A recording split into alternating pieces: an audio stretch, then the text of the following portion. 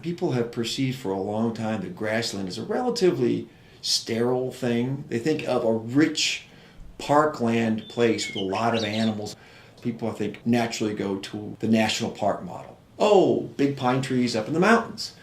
And it's been shown time and time again that oak woodlands, chaparral communities, and grassland areas, biodiversity of the area, dramatically higher than some of these other places.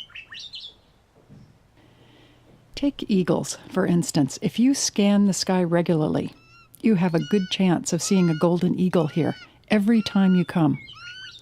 But there are lots of red-tailed hawks and turkey vultures soaring too.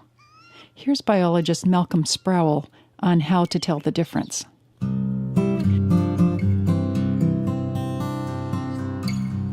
Size, first off. Goldens are, of the three, by far the largest. When you see them, their wings are generally flat when they're flying, wide and flat. Turkey vultures are the next size down. Their wings generally are in a little gentle V, or what people call a dihedral shape, and they don't have the same stability when they're flying. Eagles are very stable. They just cruise along, big broad wings, and they do not get buffeted or moved around. Turkey vultures are tipping a lot when they're flying. You see them moving a little bit back and forth on their wings, so that's the difference. Red tails are the smallest of the three. Adults, of course, have the reddish tail, the rusty reddish-orange tail. Their wings are shorter, more rounded. The tail on a red tail is more rounded than a golden eagle. A golden eagle's a little longer and straighter. So those are the primary differences. But you see a bird up in the air and it's a long ways away, and it's hard to judge size, and sometimes it's very hard to judge color, so you never know. You got to get a good look at each of them. That's just the beginning of a long list of interesting birds that favor expansive grasslands, like this one.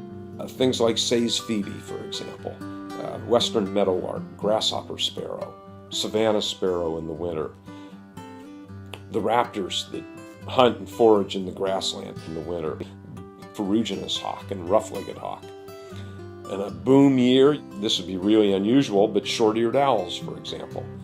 It would require a big vole population, but they will move into areas like this when there's an abundant prey base, particularly in the winter.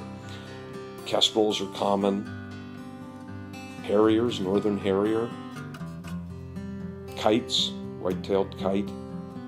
You possibly could see a Swainson's hawk in the summer. The closest nest that I think is known is over at Marsh Creek Reservoir. They are an open grassland bird that's adapted to agriculture.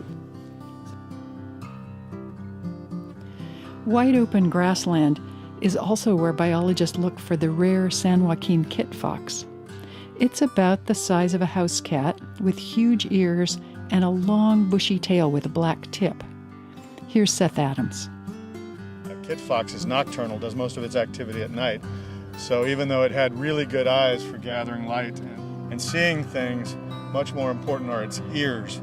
Huge ears that can collect a lot of sound. Because a kit fox is tiny.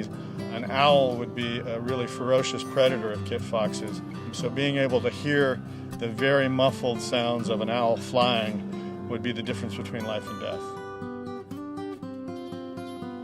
I asked Sparrow if he knows of any kit fox sightings around here.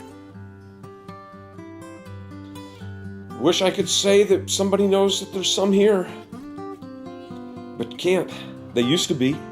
In the 70s and early 80s, there are studies where people actually were observing the animals. Right around Los Vaqueros, the water district was required to purchase some additional land because it had a known natal kit fox den on it when they were doing the planning for the reservoir. So kit fox were here at least into the early 80s, but nobody has seen one in this area for probably 20 plus years. With the preservation of Los Vaqueros and thousands of contiguous acres, Seth Adams hopes the kit fox will come back. But meanwhile, the park has no shortage of another small mammal, the California ground squirrel. Some people consider it a pest, but ground squirrels are as essential to the grassland as plankton is to the sea. Their bodies provide food and their burrows provide homes for many other grassland species. Here's Mike Moran. That's the keystone species that makes this place so biologically rich. So many things depend on the ground squirrels. Coyotes, foxes, mountain lions, all the raptors, of course, and then even the tiger salamanders and the frogs and the burrowing owls who live in those burrows as well. So grassland may seem like a boring bunch of weeds, but it's actually the foundation of a big pyramid of life. Now, head along the northeastern side of Cowboy Cove. When you get to the end of the peninsula, we'll tell a few ghost stories.